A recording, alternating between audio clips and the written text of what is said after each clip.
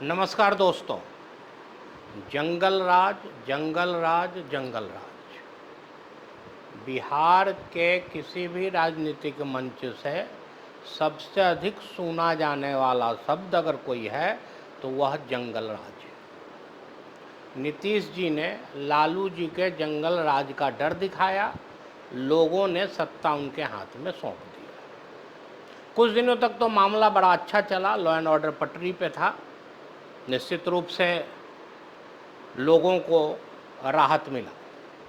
लेकिन इधर विगत कुछ दिनों से लग रहा है जैसे जंगल राज फिर से वापस आ गया, ऐसा कहना है तेजस्वी जी का। उनका कहना है कि उस समय जंगल राज था या महाजंगल राज है, इसीलिए इस बार सत्ता आप मुझे सौंप दें। आखिर बिहार की जनता क्या करे। एक बार जंगल राज के डर से इन्होंने नीतीश जी को मुख्यमंत्री बना दिया, दोबारे अब फिर तेजस्वी जी मांग रहे हैं, क्योंकि पटना में एक बहुत प्रसिद्ध और बहुत बड़े उद्योगपति की हत्या उस इलाके में हो गई जो पटना का सबसे सुरक्षित क्षेत्र माना जाता है, गांधी मैदान का क्षेत्र, क्योंकि उसके चारों तरफ पुलिस मुख्यालय है, बड़े बड़े अधिकारी बैठते हैं, बगल में डीएम साहब का आवास भी है।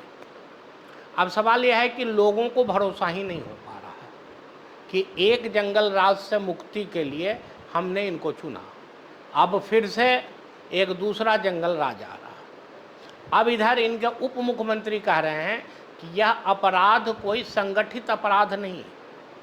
संगठित अपराध क्या होता है, इसकी परिभाषा आम जनता न जानती है न जानना चाहती है, क्योंकि अपराध का मतलब अपराध होता है जहाँ जब हम घर से निकलें तो यह भरोसा हो कि हम घर वापस आएंगे। अब इन दोनों जंगल राज के बीच में एक तीसरे भी आ गए, प्रशांत किशोर जी अपने। अब उनका कहना है कि आपने इनको सत्ता दिया जंगल राज से मुक्ति के लिए, ये जब आ गए तो अब महाजंगल राज शुरू हो गया, तो एक बार आप मुझे भी मौका दे के देखिए।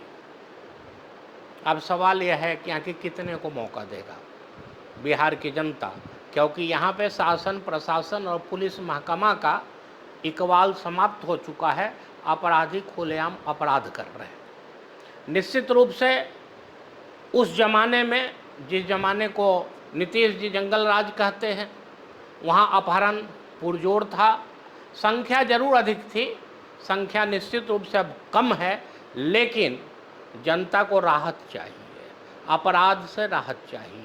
और जैसे जैसे चुनाव नज़दीक आ रहा है, सब कोई जंगल राज का डर दिखा रहा है। भागो भेड़िया आया, भेड़िया आया, भेड़िया आया। इसी नाम पे नीतीश जी भी वोट मांग रहे हैं, इसी नाम पे तेजस्वी जी भी वोट मांग रहे हैं, और लगे हाथ इसी मामला को भुनाकर प्रशांत किशोर जी भी चाहते हैं कि एक बार उन्हें भी मौका मिलना चाहिए, जो वो बार बार बोल भी रहे हैं कि अगर 2 मेडिसिन आपने खाया, तबीयत नहीं ठीक हुआ, तो आपको तीसरे डॉक्टर के पास जाना चाहिए और उस पर भरोसा करना चाहिए।